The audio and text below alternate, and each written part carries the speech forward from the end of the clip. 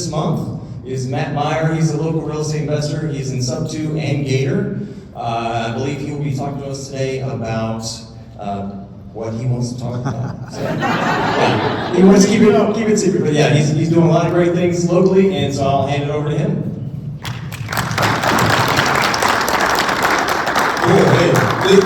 The first time I went to a Sub 2 meetup, there was like 4 people. I mean, yeah, it was even before you. I think you got in. Yeah. So these guys are doing a stinking amazing job. It's incredible. Good job. Yeah. So when Liz asked me, it's about 2 weeks ago, Liz, I began to think about. Wait, I gotta make sure I'm on camera. Okay, cool. Yeah, everything's content, right? Everything's content. This guy, 17 years old. We should have had a contest to guess his age because I tried the beer. I said 27. I was so far off. So he's cool. But anyway, so I was thinking about what I would talk about. I mean, I could get into how I built my business and all. Man, you guys know more than that, right? But I identified 6 things that I think are vitally important if you're building any business, really. And I'm going to talk about this. But the first thing I've got to say, and they may not like this, but I'm a fraud. I mean, nothing illegal. They didn't know they invited a fraud. But, and I'll explain really what that means, because I believe in this room, probably a lot of you are frauds too, and we'll get to that. But in 2012 was the first time I even considered buying a rental property, and I did. Didn't underwrite it. I mean, I didn't know this stuff, And I bought it was in Cary. It was a great buy, and amazingly, it cash flowed. And that was without doing the underwriting. I don't, recommend that. And I got excited about it, man. I was excited about it. And so I wanted to buy my second one, and I did. I bought a property in Durham off Ellis Road near where, it's right there at the park. Great buy. I was crushing it. No, I wasn't. I was a fraud, right? It took me 8 years. 8 years to get that second property, and I used $100,000 of my own money. That's not how you do it. That's not how you crush it. And then one day I was relaxing, watching YouTube, like we all do, right? We watch YouTube. And a dude named Clayton Morris came on. And if you don't know who Clayton Morris is, he's a real estate investor. He used to be some type of news anchor, I think. He speaks really well. I mean, look at him, he just talks great. And he was talking about the freedom number. Some of you probably heard the freedom number. So it resonated, and I calculated it and figured out I needed 30 cash flowing properties to hit my freedom. Okay, now, this is the test part. I told you guys something. So it took me 8 years to get 2. How long would it take me to get 28? Right? I'd be close to 200 years old. I would be pretty tough then, but that's still a long time to wait. So that kind of made me angry. And if you know anything about YouTube, the algorithm's pretty tricky. You watch one cat video, your feed is full of cat videos. So my feed became full of these real estate guys, right? And this one dude, I don't know if you know him, named Pace Morgan, showed up on my feed, right? And he was sitting there talking about how you can buy properties with no money down, and you're a knucklehead if you spend $20,000 on. I'm thinking, oh God, it made me sick. It literally made me sick, and so sick, in fact, that 2 weeks later I joined Gator and I joined Sub 2, right? And the reason I did is because I was a fraud. I said, wow, that's it. That's the secret sauce. That's all I need, because I was experienced. I had 2 properties in 8 years, right? So I thought if I could consume as much content as possible, listen to all those Zooms they have in the Zoom vault, and just 3 years tops, man, I'm going to hit my goal. Fraud, man, fraud. Not even close, because I was missing some things. I don't want to talk about that.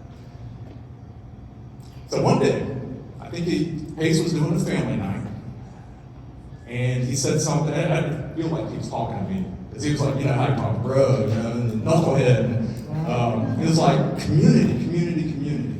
And that's the one thing I hadn't done yet, is the power of community. I hadn't really started to network. I hadn't come to these, because I've got 3 degrees, I got a PhD, and I was thinking, man, dude, what, Omar can't teach me nothing? Shoot, why would I come to network? But I listened. I listened. I started coming to events and networking. In fact, I started going to contractor. I went to some construction contractors. I went to financial things. I went to multifamily, and I made connections. And you know what? I made $5,000 in my first gator deal. Man, yeah. I'm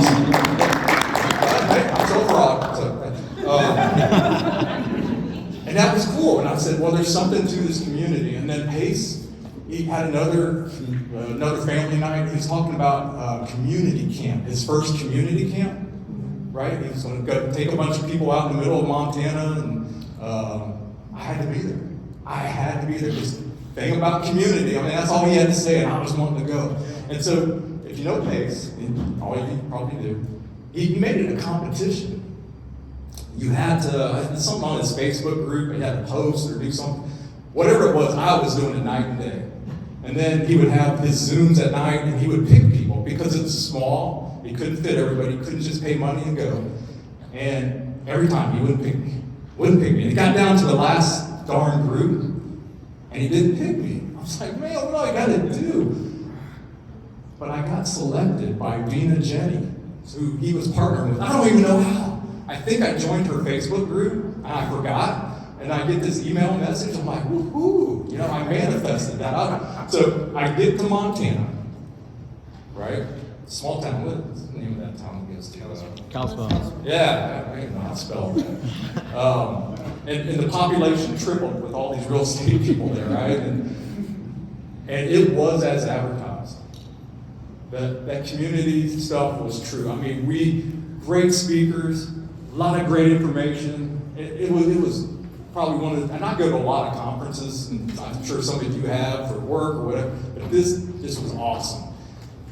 But the most powerful thing wasn't just that. It was I was sitting next to a young lady who I connected with on Zoom, but didn't really know. Her name is Lady. Easy to remember. The lady. Super smart. I mean, she had brains literally coming out of her ears.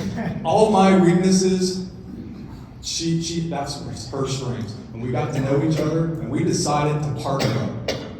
And we left there and said, we're going to take down some properties, and we did. In less than a year, we got a property in Fayetteville. It's a co-living space. We got a new home in Graham, North Carolina that we rented 2 days after closing. We got a duplex in Wilmington, fully rented out.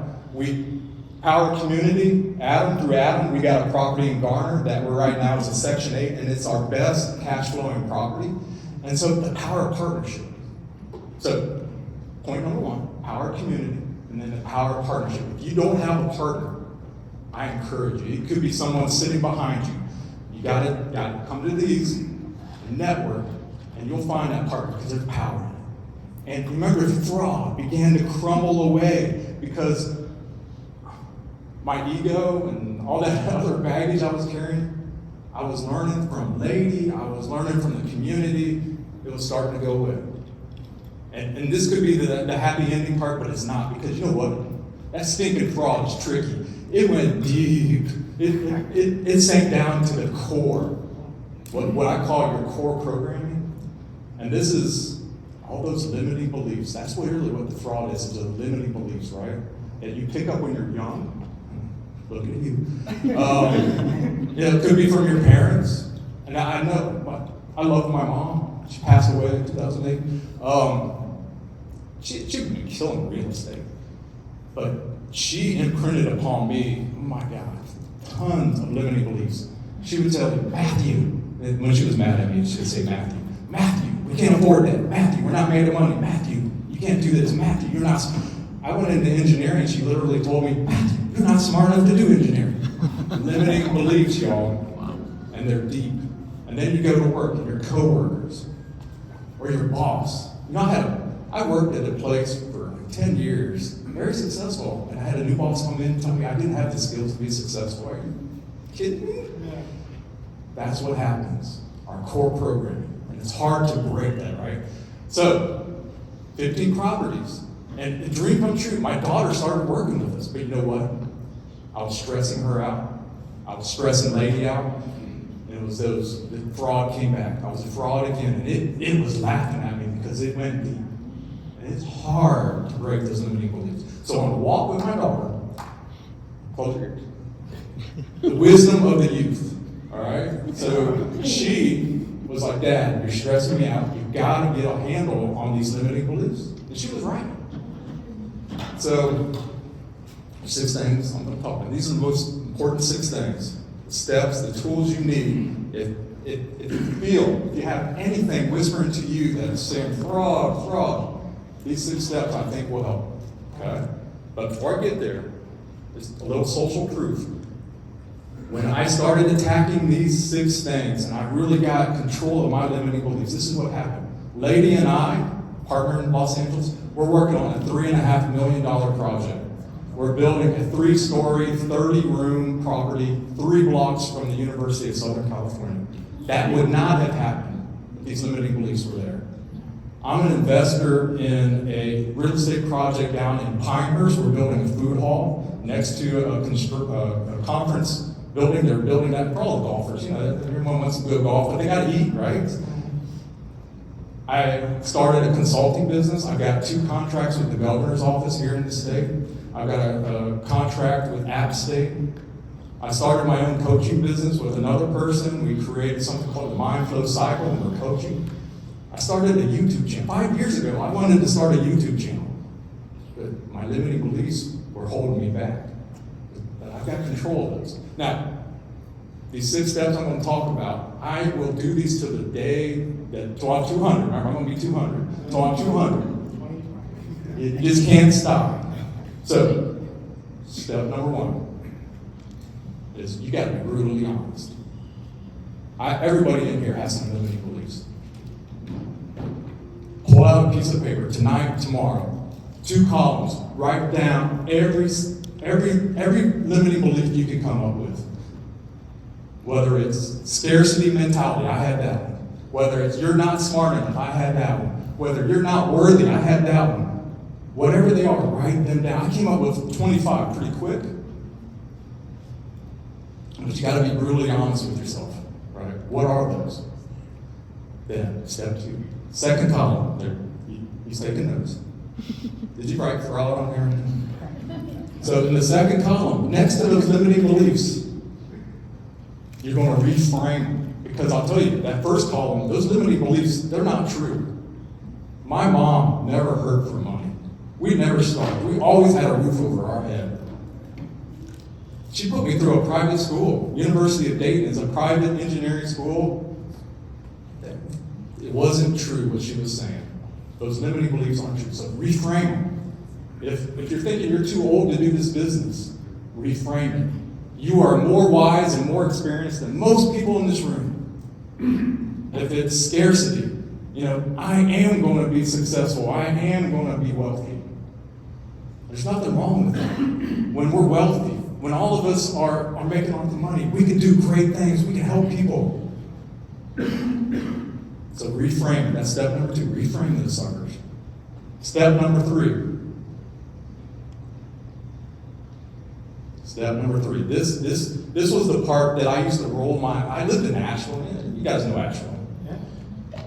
And when I lived there in the early 90s, it was hippieville, we had people meditating in the streets, and it was craziness. But you know what? I wish I would have engaged in that culture, because step number 3 is, and I use the acronym AM. Remember I was saying I am. Well, this is AM. Affirmations, meditations, mindfulness, and manifestation.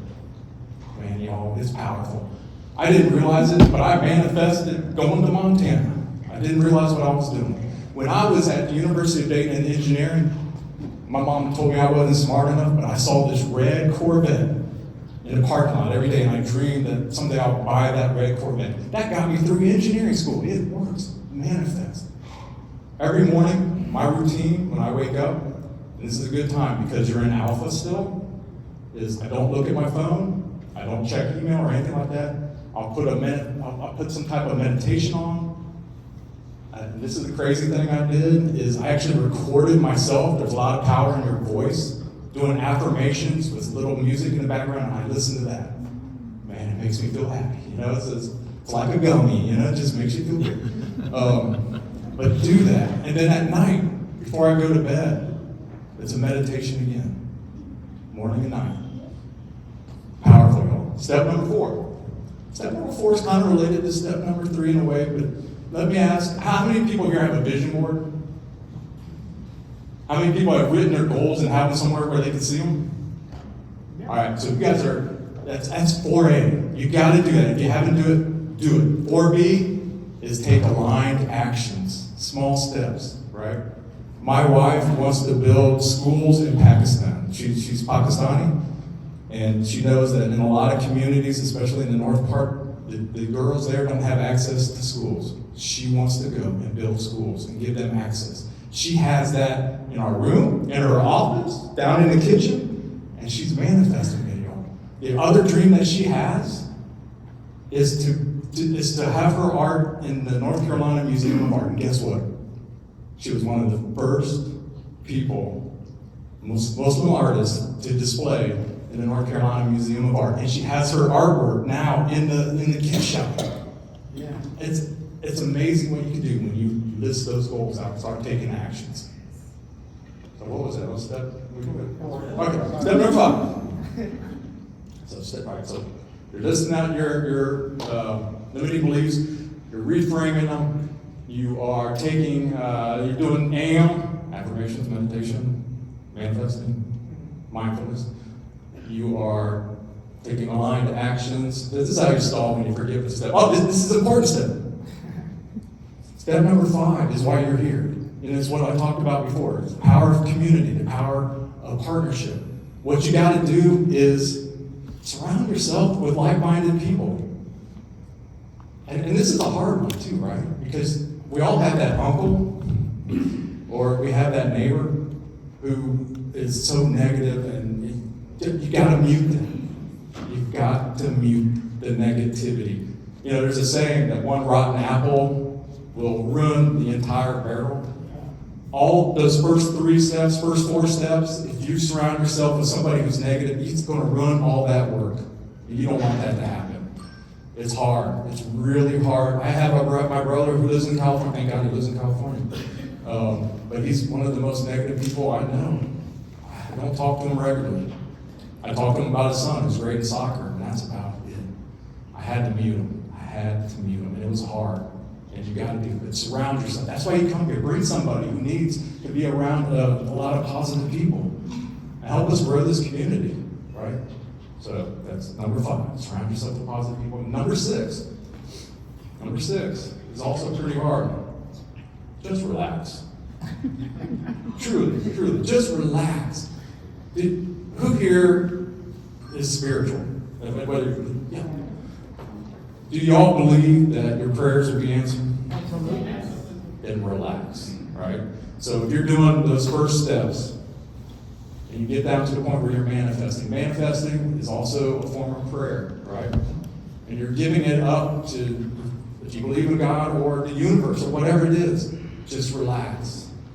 Lower that resistance. Now, this is hard to do.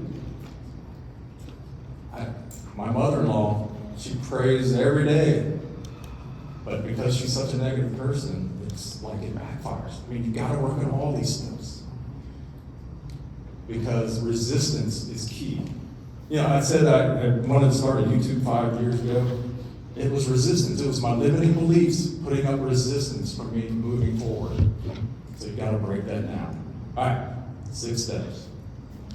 Now, again, I told you I got halfway to my freedom goal, but it wasn't until I hit those 6 steps that I think it's really changed my life. I am, without a doubt, a happier person. I have less, I don't feel stressed. So we're building a tribe club. We bought a house in Cary. It's where my mother-in-law lives. And we put basically a second unit on the back, and my oldest daughter's gonna live there. And we're building a third. It's like a studio. It's a studio loft, and my cousin from Greenville, South Carolina, is going to move up into there. So it's like a family compound. It's pretty cool. But in the one part, all of a sudden we got a $4,200 expense from the builder. I'm like, what the heck is this for? I would have spiraled normally. I was like, well, he goes, well, we forgot about, you need appliances. yeah, we need appliances. And that's the way I look at it. Yeah, okay, cool, get us something good, you know? Before, I wouldn't have been like that. You ever get that feeling? This is how you know it's a limiting belief, is when your belly starts doing this kind of stuff, you know, and it's, they say butterflies, but no, it's angry hornets for me, man. I tell you what. So this does work. It's powerful, and I think it's one of the most important things you can do, are those 6 steps. More so, yeah, you're going to learn the content. You can get the content on how to build real estate and what you need to do. Pace has got that on lockdown. But if you don't have your limiting beliefs in order, your mindset shifted in the right direction, it won't matter. Trust me, it won't matter. So, with that, am I over time? Cool. That's all I got, y'all. Thank you. I appreciate it.